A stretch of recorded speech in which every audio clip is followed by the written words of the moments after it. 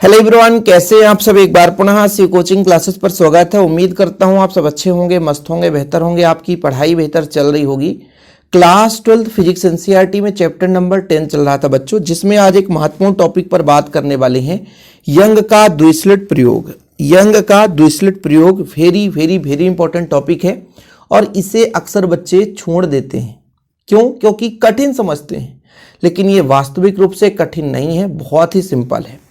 सबसे पहले आप लोगों को यह पता होना चाहिए कि यंग का द्विस्लिट प्रयोग किस लिए है। तो भाई व्यतिकरण की व्याख्या इन्होंने किया था। व्यतिकरण क्या होता है सर? जैसे मान के चलते हैं कि दो या दो से अधिक तरंगे, लगभग समान आवृत्ति की दो या दो से अधिक तरंगे आपस में अध्यारोपित होती हैं। तो जैसे प्रकाश तरंग के रूप में आगे चलता बच्चों, है ना। तो प्रकाश तरंगे मान लीजिए दो तरंग अध्यारोपित हुई है, तो अध्यारोपित होने के फलस्वरूप उसके तीव्रता में परिवर्तन हो जाता है। तीव्रता हो सकता है बढ़ेगा और हो सकता है कम हो जाएगा। तो तीव्रता बढ़ गया, वहां पे संपोषी व्यतिकरण हो गया, और जहां पर न्यूनतम प्रकाश की तीव्रता हो गई वहां पे विनाशी व्यतिकरण हो गया। तो कहने का मतलब, प्रकाश की दो तरंगे अध्यारोपित होती है, फलस्वरूप प्रकाश की तीव्रता में क्या होता है? परिवर्तन होता है। लेकिन हाँ, कंडीशन ये है कि जो प्रकाश तरंगे चल रही हैं आवृत्ति बिल्कुल समान होना चाहिए। आयाम लगभग समान हो भी सकता है, नहीं हो सकता, लेकिन आवृत्ति समान होना चाहिए। व्यतिकरण की शर्त है बच्चों, ठीक है, कि दो तरंगे चल रही हैं, उनका आवृत्ति समान हो, आयाम लगभग समान हो।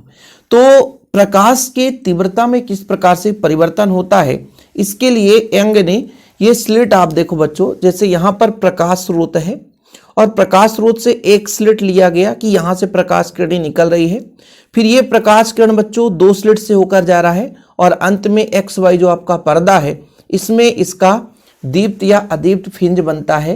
यानी आपका संपोषी व्यतिकरण विनाशी व्यतिकरण के फलस्वरूप कहाँ पे प्रकाश की तीव्रता अधिक हो रही है, कहाँ पे कम हो रही है, इसकी पुष्टि आपका एक्स वाई पर्दा पे हो जाता है।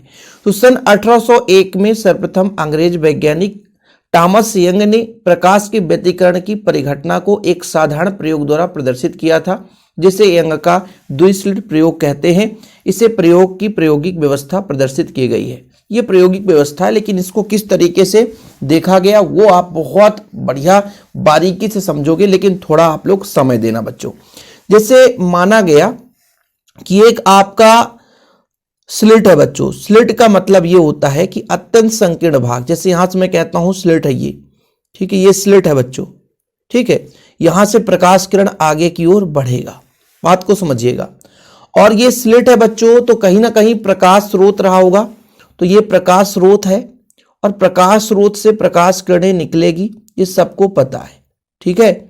चलिए कोई बात नहीं है, आप लोग ये प्रकाश स्रोत ले लिए। यहां से संकीर्ण प्रकाश स्रोत यहां से भाई एकदम अत्यंत पतले क्षेत्र से निकल करके आगे की ओर बढ़ेगा। अब आप सबको पता है बच्चों कि प्रकाश जो तरंग के रूप में आगे बढ़ती, सुरंग और गर्त के रूप में आगे बढ़ती है। तो जब प्रकाश किरणें आगे की ओर बढ़ेगी तो यहां पे बच्चों क्या बनेगा जानते हैं? एक तरंगाग्र बनेगा। तरंगाग्र में इस प्रकार से कि जैसे मान लीजिए गर्त गर्त से मिल रहा है तो इस तरीके से, सुरंग सुरंग से मिल रहा है तो कुछ इस तरीके से, ठीक है। फिर गर्त गर्त से मिल रहा है बच्चों तो फिर कुछ इस तरीके से, ठीक है। फिर आपका मान लीजिए तो कुछ इस तरीके से। फिर ये जो डॉटेड लाइन है, डॉटेड लाइन इस बात को बताता है कि गर्त गर्त से मिल रहे हैं, यानी गर्त है, मतलब जितने भी तरंग आगे की ओर बढ़ रही हैं तो ये गर्त है, ये सुरंग है, ये गर्त है, ये सुरंग है। कई तरंगों, भाई एक तरंग तो हो नहीं सकता ना, प्रकाश किरणें कई तरंगों से मिलकर बनी होती है और एकदम सभी तरंगे आगे की ओर बढ़ रही हैं। सिर्फ अभी ये तरंगाग्र के रूप में आगे की ओर जा रहा है। ये सिर्फ अभी साधारण से आप समझो कि तरंगाग्र आगे की ओर जा रहा है ना। तरंगाग्र कैसे चलता है बच्चों, ये भी आपको पुष्टि होनी चाहिए, नहीं तो फिर आप हमेशा दिक्कत कर जाओगे। जैसे मान लीजिए ये प्रकाश स्रोत है बच्चों, यहां से प्रकाश किरणें निकल रही है, ठीक है। अब प्रकाश किरण तरंग के रूप में चलती तो यहां से चली तो ये आपका सुरंग गर्त के रूप में आगे बढ़ता है, यहां भी सुरंग गर्त के रूप में आगे बढ़ता है, यहां भी सुरंग गर्त के रूप में आगे बढ़ता है। तो जैसे मान लीजिए सुरंग को सुरंग से मिलाते हुए हमने खींचा तो ये डॉटेड लाइन नहीं है, ये बल्कि पूर्ण रेखा है, और गर्त को गर्त से मिलाया तो डॉटेड लाइन है। और इस तरीके से इनको हम यहाँ पे खींच देते हैं बिंदुपथ बच्चों, तरंगाग्र कहलाता है। तो ये गोलीय तरंगाग्र के रूप में आगे की ओर बढ़ता है। आगे हमने क्या किया कि एकदम इसके सम्मुख और 2 स्लिट रख दिया, एकदम इसके सम्मुख। आगे ये घटना चलती रहेगी भाई साहब। यहाँ पे हमने कहा कि एक यहाँ पे S1 कर देते हैं बच्चों, और इसके आगे हम यहाँ पे S2 कर देते हैं। ठीक है, ठीक रहेगा ना, थोड़ा और कर देते हैं, S2 कर देते हैं, और ये आगे की ओर। ऐसा क्यों किया? क्योंकि यहाँ पे आपका S1 ले लिया और यहाँ पे आपका S2 ले लिया। कहने का तात्पर्य ये है कि भाई साहब ये तरंगे और भी आगे तरंगाग्र के रूप में बच्चों आगे की ओर बढ़ ही रहे हैं, है ना। ये तरंगाग्र के रूप में आगे की ओर बढ़ ही रहे हैं, है ना। और अंत में ये स्लिट के पास पहुंच जाएंगे, और स्लिट के पास पहुंचेंगे तो भाई यहाँ से प्रकाश किरणें, फिर आप सबको पता है कि हर बिंदु से एक नया बिंदु पथ तैयार हो जाता है। कहने का मतलब हर एक बिंदु से एक नया तरंग, प्रकाश की किरणों का ये गुण है कि मान लीजिए प्रकाश यहाँ तक पहुंचा है, ये बिंदु भी एक नए तरंग को जनरेट कर सकता है। तो जब यहाँ से 2 संकीर्ण भाग फिर से मिल गया, 2 स्लिट फिर से बच्चों, ये आपका S1 और S2 2 स्लिट है, तो यहाँ से प्रकाश किरणें निकलेंगी। फिर जब प्रकाश किरणें निकलेंगी तो अपने आप में फिर नया तरंगाग्र बनने लग जाएगा। ये तरंगाग्र यहाँ तक स्वतंत्र चल रहा था, लेकिन जैसे ही 2 स्लिट हुआ तो फिर से यहाँ पे तरंगाग्र की परिघटना बदली। जैसे कहा गया भाई साहब कि मान लीजिए यहाँ से एक नया तरंग बना, तो ये उसका सुरंग है, ठीक है। फिर इसका सुरंग है बच्चों, मान लीजिए गर्त है, डॉटेड लाइन गर्त को रिप्रेजेंट करता है, डॉटेड लाइन गर्त को रिप्रेजेंट करता है। फिर उसका मान लीजिए सुरंग हमने बना दिया, ठीक है। इसका भी सुरंग आप बना दो, ठीक है। फिर बच्चों आपका डॉटेड लाइन होगा, फिर आप डॉटेड लाइन बना दो, डॉटेड लाइन बना दो, इसका भी डॉटेड लाइन बना दो, ठीक है। डॉटेड लाइन ये बताता है कि वो उसका गर्त है, तरंग के रूप में प्रकाश। फिर ये आपने, ठीक है बच्चों, और इसका भी आप लोग बनाओगे। फिर आपको क्या बनाना है? Dotted line. डॉटेड लाइन बनाते ही चलना है, तो ये डॉटेड लाइन आप बना दिए, ठीक है। इसका भी डॉटेड लाइन होगा बच्चों, ठीक है। और ऐसे ही क्रम आगे बढ़ता जाएगा, ऐसे ही क्रम आगे बढ़ता जाएगा। ये आगे की ओर तरंगाग्र आगे बढ़ता जाएगा बच्चों, तरंगाग्र रुकेगा नहीं, तरंगाग्र आगे की ओर ये घटना चलती जाएगी। ये आपका फिर अगला, ठीक है। फिर इसका भी ऐसे ही, फिर सुरंग गर्त के रूप में आगे बढ़ती जाएगी घटना भाई साहब। फिर हम और आगे बनाते हैं, कोई दिक्कत नहीं है, इसलिए बढ़िया बना रहे हैं ताकि दिक्कत ना हो अच्छे से समझने के लिए।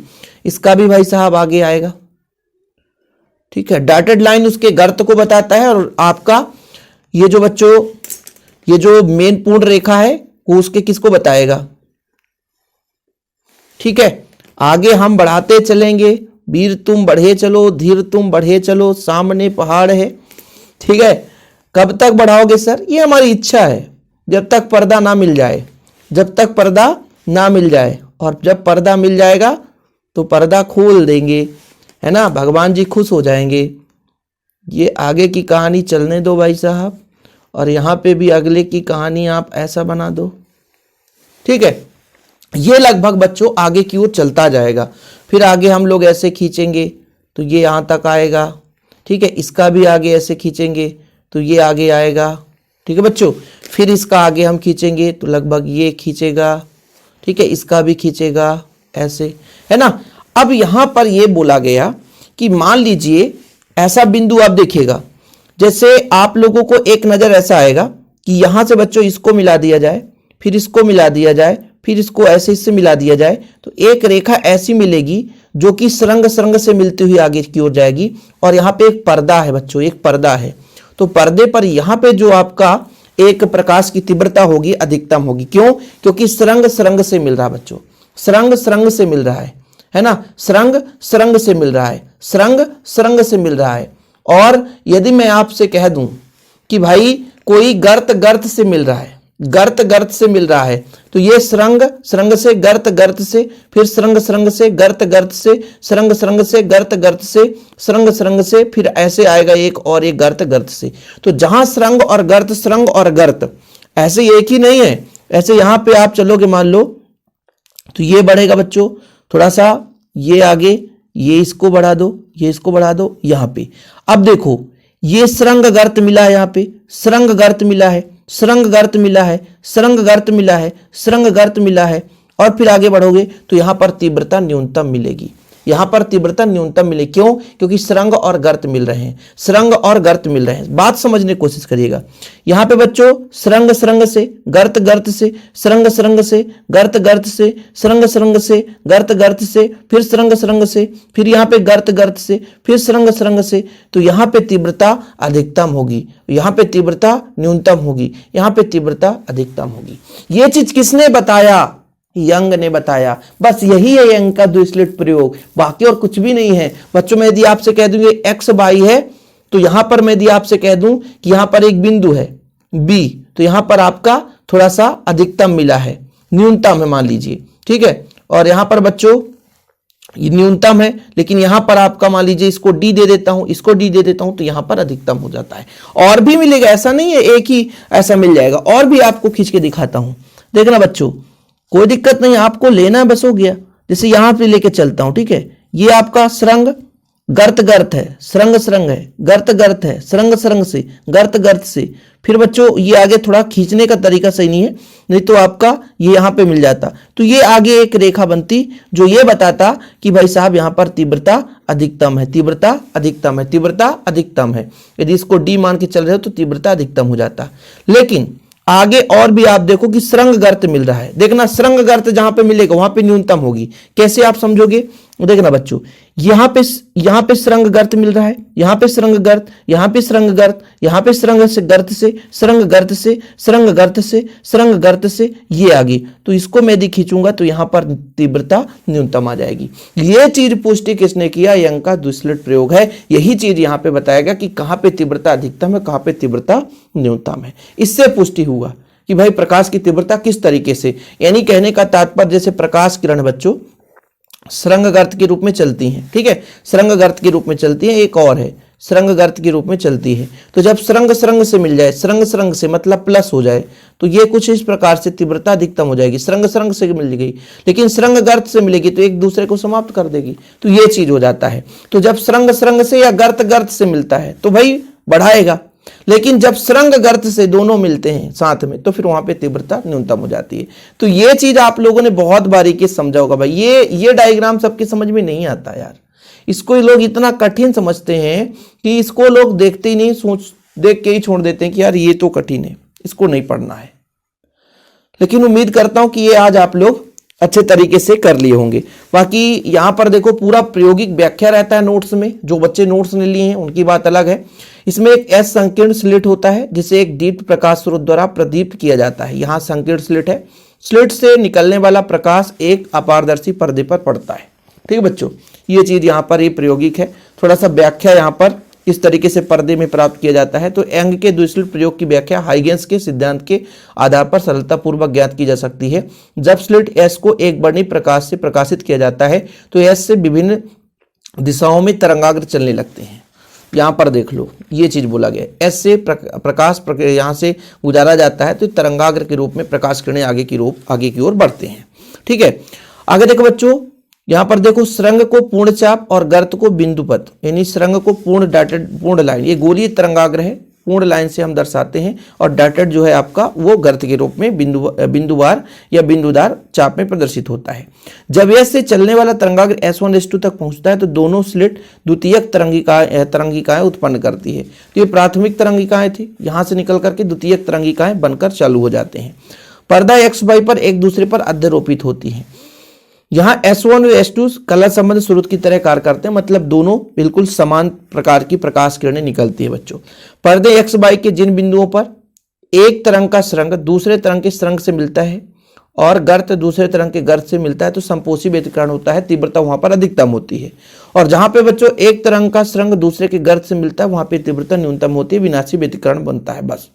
ठीक है, बाकी जिन बच्चों को नोट्स लेना है तो कांटेक्ट नंबर लिख लेंगे भाई, 9685 29 91 49 9685299149 मेरा पर्सनल नंबर है। नहीं तो आप लोग कह दो सर कि कहाँ से नोट्स मिलेगा, तो कांटेक्ट नंबर है 9685 29 91 49 9685299149। व्हाट्सएप में मैसेज करेंगे, मात्र 100 रुपये लगता है, लेकिन प्रॉपर ऑल चैप्टर के नोट्स दिए जाते हैं। इसका महत्व क्या है? यंग का प्रयोग व्यतिकरण को प्रदर्शित करने वाला पहला प्रयोग था। इस प्रयोग से प्रकाश की तरंग सिद्धांत की पुष्टि होती है। इस प्रयोग द्वारा प्रकाश का तरंगदैर्घ्य ज्ञात किया जा सकता है। प्रेक्षण वगैरह प्रयोग और प्रेक्षण आप लोगों को देखने को मिल जाएगा, कोई दिक्कत नहीं है कि भाई साहब ये जो प्रेक्षण है कैसे हम देखते हैं। प्रेक्षण मतलब किस प्रकार से उसका मापन करते हैं। पर्दे x y एक एकांतर क्रम में चमकीली और काली पट्टियां दिखाई, जब उसको देखते हैं तो प्रेक्षण का मतलब यही होता है। बाकी पूरा वर्णन रहता है यहाँ पर, ठीक है। इसके बाद आपका ये रहेगा, ठीक है। प्रेक्षण जब स्लिट S को एक वर्णी प्रकाश स्रोत से प्रदीप्त किया जाता है तो पर्दे x y एक एकांतर क्रम में चमकीली और काली पट्टियां दिखाई देती है। काली पट्टी कहाँ पे दिखाई देगा? जहाँ पे विनाशी व्यतिकरण होगा, और जहाँ पे संपोषी व्यतिकरण होगा वहाँ पे चमकीली पट्टी दिखाई देगी, जिन्हें क्रमशः दीप्त फ्रिंज और अदीप्त फ्रिंज के नाम से जानते हैं। समस्त दीप्त और अदीप्त फ्रिंजों की चौड़ाई एक समान रहती है। आगे हम यंग के फ्रिंज चौड़ाई का व्यंजक करा देंगे, चिंता न करना। समस्त दीप्त फ्रिंजों की तीव्रता एक समान और दीप्त फ्रिंजों की तीव्रता एक समान रहती है बच्चों, ठीक है। दीप्त फ्रिंज को हम बी से, जहाँ पे अधिकतम होता है बी से रिप्रेजेंट करते हैं, दीप्त को डी से। ये आपके बुक में है, डायग्राम इसको बनाना होगा, बना लेना।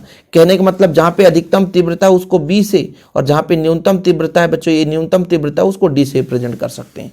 तो ये डायग्राम बनाने की जरूरत नहीं है, आपके बुक में होगा, और उम्मीद करता हूं कि अच्छे तरीके से आप लोग समझ लिए होंगे।